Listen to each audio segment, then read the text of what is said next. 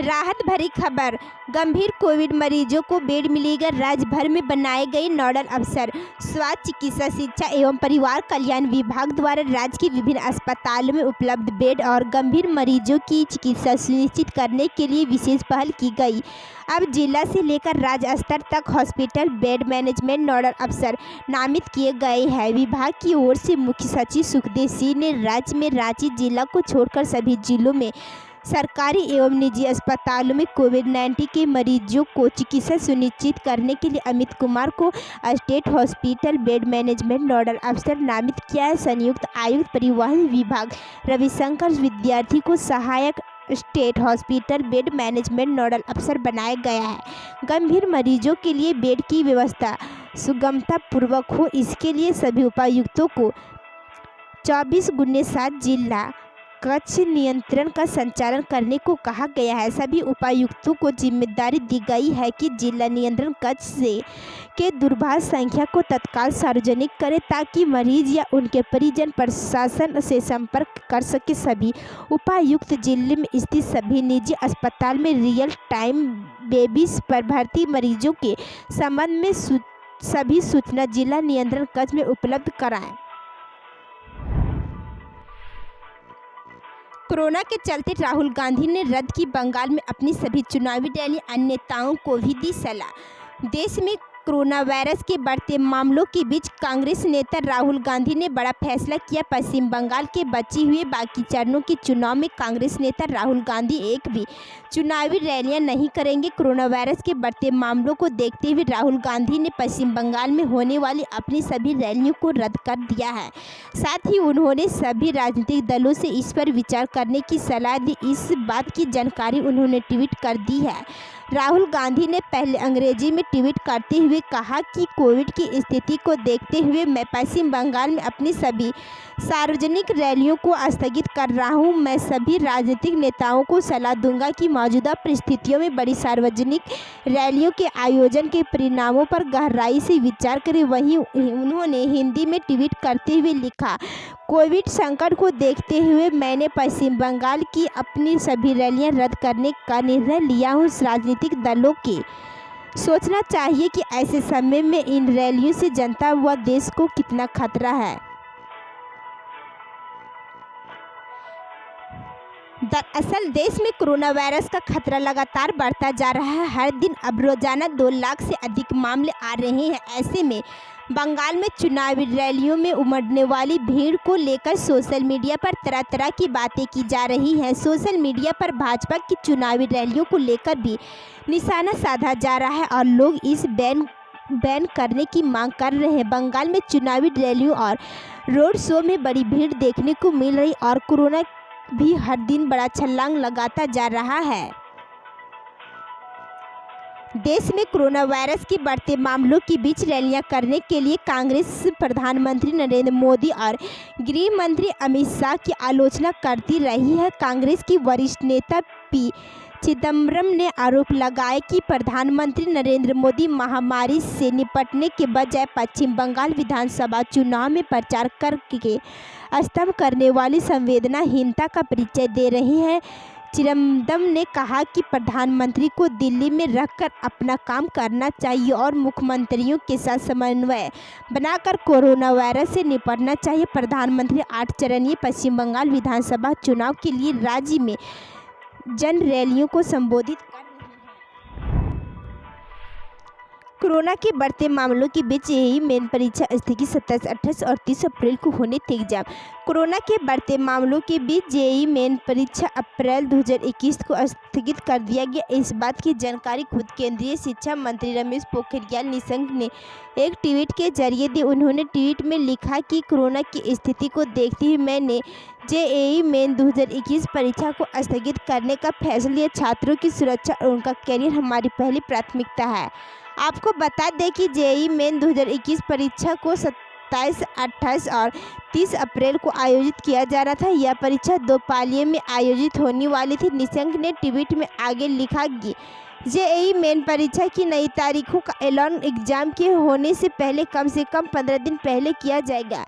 National testing agency JEE main exam को 4 session में आयोजित कर रही है। 2 सेशन एजेंसी की ओर से पूरे किए जा चुके हैं।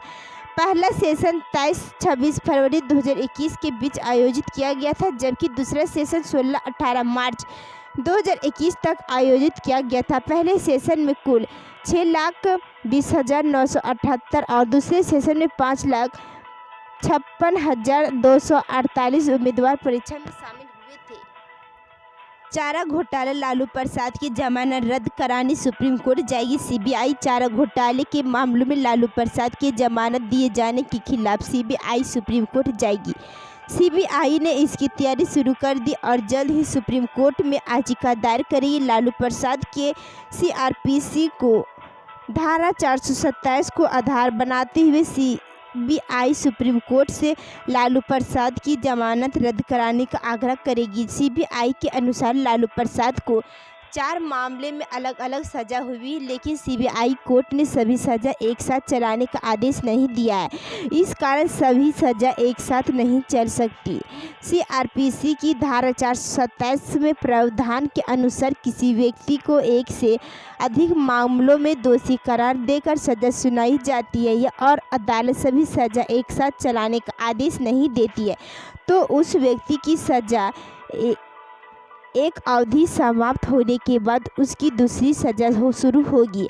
चारा घोटाले में 4 मामलों में लालू प्रसाद को दोषी करार देते हुए सज़ा सुनाई गई है। किसी भी आदेश में सभी सज़ा एक साथ चलाने का उल्लेख नहीं किया गया। इस कारण लालू प्रसाद पर यह धारा लागू होती है और जब तक एक सज़ा की पूरी अवधि व हिरासत में व्यक्तित्व नहीं कर दे लेती, दूसरी सज़ा लागू नहीं हो सकती। इस आधार पर लालू प्रसाद की यह दलील कि उन्होंने आधी सज़ा काट ली है सही नहीं और उन्हें दी गई जमानत रद्द कर देनी चाहिए।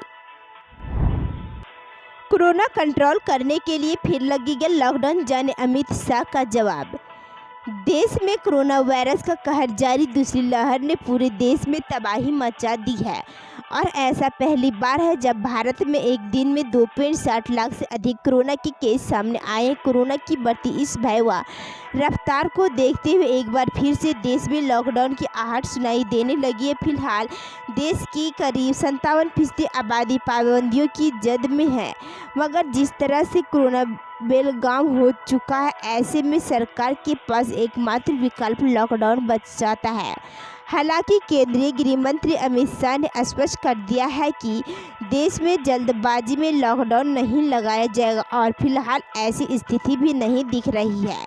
दरअसल इंडियन एक्सप्रेस को दिए गए एक इंटरव्यू में अमित शाह से जब पूछा गया कि पिछले साल की तरह कोरोना को नियंत्रित करने के लिए क्या लॉकडाउन ही विकल्प है, शाह ने कहा, हम कई स्टेक होल्डर्स के साथ चर्चा कर रहे हैं और शुरू में लॉकडाउन का उद्देश्य अलग था। हम बेसिक इंफ्रास्ट्रक्चर और उपचार की रेखा तैयार करना चाहते थे, तब हमारे पास कोई दवा या टीका नहीं था। अब स्थिति अलग है, फिर भी हम मुख्यमंत्रियों के साथ चर्चा कर रहे, आम सहमति जो भी हो हम उसी के अनुसार आगे बढ़ेंगे, मगर जल्दबाजी में लॉकडाउन करने जैसी स्थिति नहीं दिख रही है। एक अन्य सवाल में शाह से पूछा गया कि इससे पहले कोरोना की पहली लहर के दौरान कई पहल हुई, आपातकाल वाली चीज़ें अब क्यों नहीं है। इस पर वह बोले, वह सच नहीं है। मुख्यमंत्रियों के साथ 2 बैठकें हुई और मैं भी मौजूद था। अभी राज्य में राज्यपालों के साथ एक बैठक हुई थी। सरकारों के समर्थन के लिए सामाजिक क्षेत्र में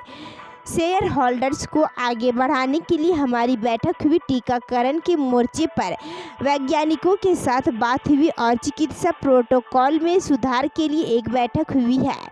इससे लड़ने की तैयारी पूरी तरह से की जा रही है। इस समय संक्रमण की गति इतनी अधिक है कि यह लड़ाई थोड़ी मुश्किल है, लेकिन मुझे भरोसा है कि इस महामारी में हमारी जीत होगी। इंटरव्यू में गृह मंत्री से पूछा गया कि कोरोना के नए वेरिएंट को अधिक भयानक बताया जा रहा है, क्या आप इसके बारे में चिंतित हैं? उन्होंने कहा कि हर कोई चिंतित है, मुझे भी की चिंता है। हमारे वैज्ञानिक इसे लड़ने के लिए काम कर रहे हैं। मुझे भरोसा है कि हम जीतेंगे। मुझे लगता है कि उछाल मुख्य रूप से वायरस के नए म्यूटेंट के कारण है। कई देशों में उछाल देखा जा रहा है। वैज्ञानिक इसका अध्ययन कर रहे हैं और इस पर एक निष्कर्ष समय से पहले होगा। पुलिस कार्रवाई तेज। बमबाजी में विधायक ढुलू महतो समेत 5 पर एफआईआर दर्ज। कतरास बघमारा हीरक मार्ग पर झागराही के समीप सिंडिकेट विरोधी डीओ धारक कन्हई चौहान की एसयूवी पर शुक्रवार की शाम हुई बमबाजी के मामले में पुलिस ने विधायक ढुलू महतो सहित 5 पर नामजद और 2 अज्ञात के खिलाफ प्राथमिकी दर्ज की है।